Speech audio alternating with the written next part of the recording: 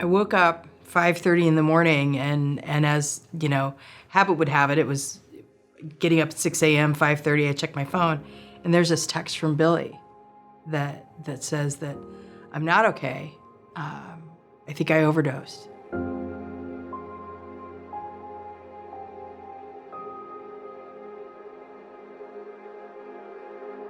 When I look back on when I first realized that Billie had an eating disorder, that was 4 months before the suicide attempt. I'd say it was a pretty gradual process, and it wasn't something that I actually had noticed going on until others pointed it out to me as a problem. It started, probably a bit before hormone replacement therapy, when I would literally just have no appetite throughout the day. And since I have such a small body, if I tried to force myself to eat or something, it'd usually end up making me feel sick. So my answer was to just stop eating. Really, there are three main components that seem to contribute to the emergence of an eating disorder in someone. One is the genetic component, so biological. Did the person have family members with an eating disorder? A second is their own personal experiences. Was that person bullied when they were a kid? Were they teased about being overweight? Did a parent tell them that they needed to lose weight? Did the person have something traumatic happen in their past? And then the third thing is really society in general. One of the things that drives the eating disorder. So the emphasis on weight, on appearance, on thinness, on beauty, that seems to play a role in the emergence of eating disorders. Getting them into therapy was just the first step. They were able to fake it and to do well and to not do well and all that other good stuff in therapy. But by probably October of 2019, they've been in therapy since February. We knew that this wasn't working and that Billie needed more. They need more than therapy once a week with a brilliant psychologist.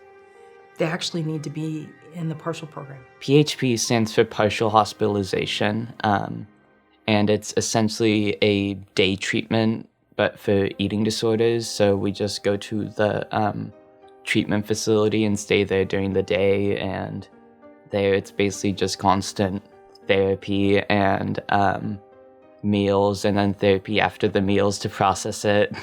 The overwhelming majority of all eating disorders start before the age of 18. You're talking about a pretty significant number, and then what complicates that further is that eating disorders have the highest mortality rate of all mental illnesses.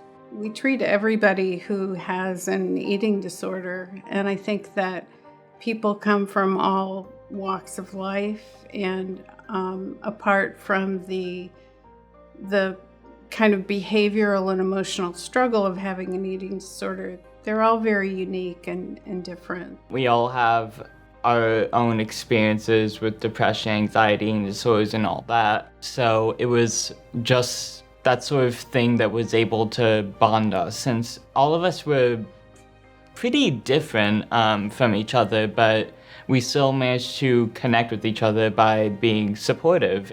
A lot of people with eating disorders, they are not able to get better in regular outpatient care, and they need something more intense. We've been here for a long time. We really know what we're doing. They'll come here, they'll have the expertise that they need. They'll work with a dietitian, they'll work with therapists, they'll work with me. Here, the intensity, the level of support, the level of expertise is such that they can get care in a way that they wouldn't be able to access any other place in Oregon.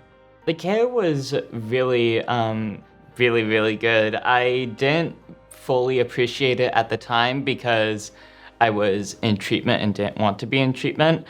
But now, looking back on it, they really did take care of me, and there was always different therapists there to talk to, and I got to see my therapist every day. I saw my doctor once a week, and just even during meals, the therapists were very caring. They understood certain people's habits with their eating disorders and stuff, so they knew how to help those people during meals. We're really the only partial hospital eating disorder program in all of Oregon that takes Medicaid. So we really have people that rely on this program, people that don't have the finances where they would be able to go to these other programs to get better.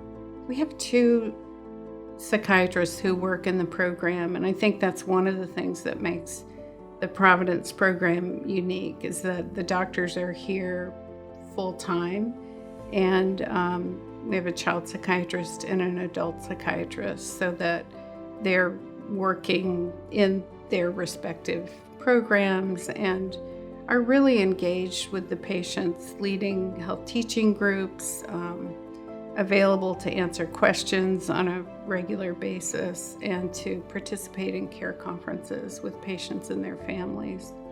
All of my friends that I met in PHP are some of my best and closest friends, and we helped each other get through a lot. And since I was there, especially my first time for such a long while, the usual PHP stay is like 6 to 8 weeks, and I was there for 3 months. So I got to see all these different people that had come and gone, and got to make a lot of really good friends there.